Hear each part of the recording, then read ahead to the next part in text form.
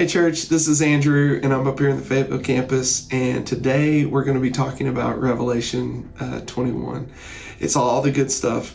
It's at the very end. The last two chapters, 21 and 22, just deal with all the good things. It's the fulfilling of the plan that was set in place at the very beginning of the Bible. And so chapter 20 got pretty crazy. It was, Satan was locked up for 1,000 years.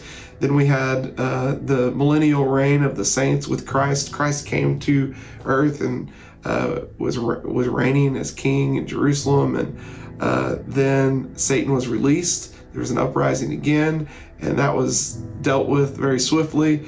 And then we had the great white throne judgment. That all happened in chapter 20, which leads us to 21, where there's a new heaven and a new earth. What was started in the beginning, Genesis 1:1, in the beginning God created the heavens and the earth.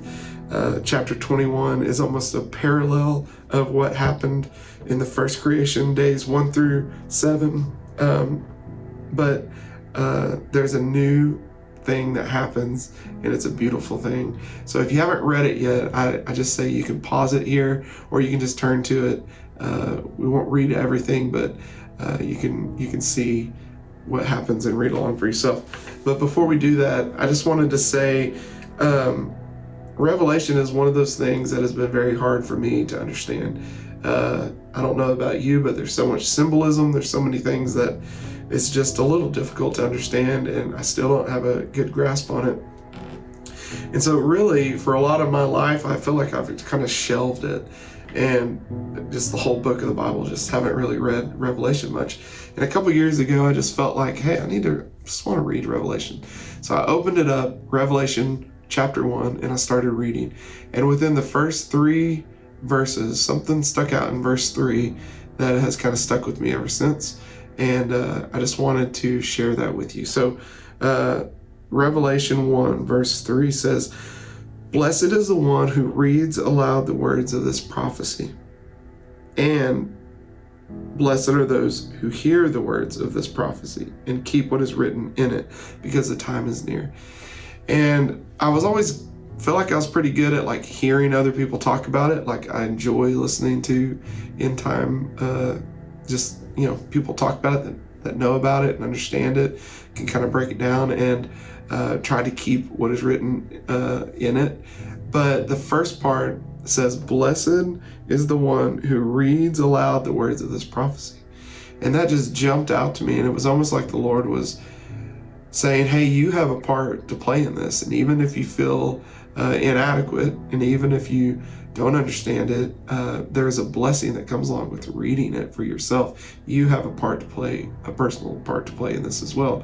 And when you partner that with hearing theologians and teachers and pastors speak on it, when you partner those things together, it's a wonderful thing. And so that has encouraged me.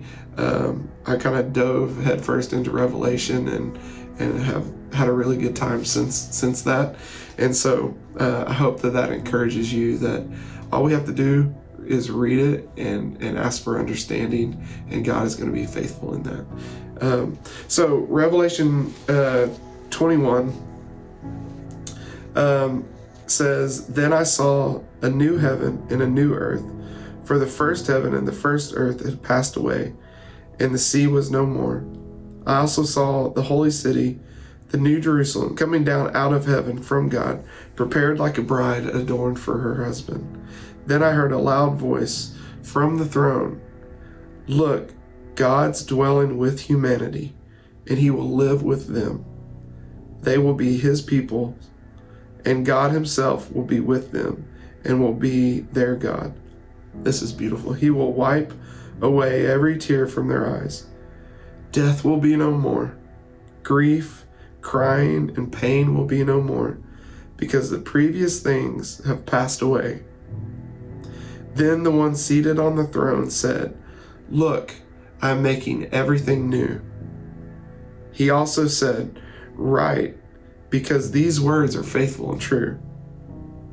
And I almost feel like, maybe John's jaw was on the floor, and he was just looking at this vision that he was having, and God was like, hey, write this down. What you're seeing is faithful and true. This is what's going to happen at the end. Then he said to me, it is done. I am the Alpha and the Omega, the beginning and the end. I will freely give to the thirsty from the spring of the water of life. The one who conquers will inherit these things, and I will be his God, and he will be my son. And then it goes on to describe the city, the New Jerusalem. It talks about how big the city is, what it's made out of, all the stones, all the amazing things, and talks about the gates being made out of these giant pearls, and each of the 12 gate is one giant pearl, just massive. And on each of the gates is inscribed the names of the 12 tribes of Israel, and that stuck out to me. Just shows that God is a man of his word. He made a covenant with Israel in the very beginning, and it is being fulfilled down to their names being on this city that we're going to be a part of.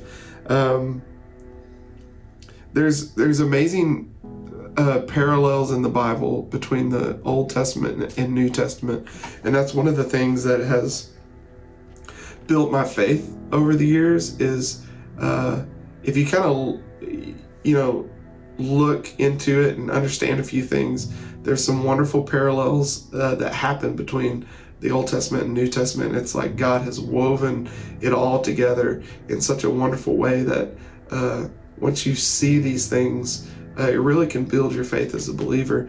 And one of those things is just the parallel of the creation that happened in Genesis 1 with the new creation, even down to it says in verse 2, I saw the holy city, the New Jerusalem, coming down from heaven from God, prepared like a bride adorned for her husband.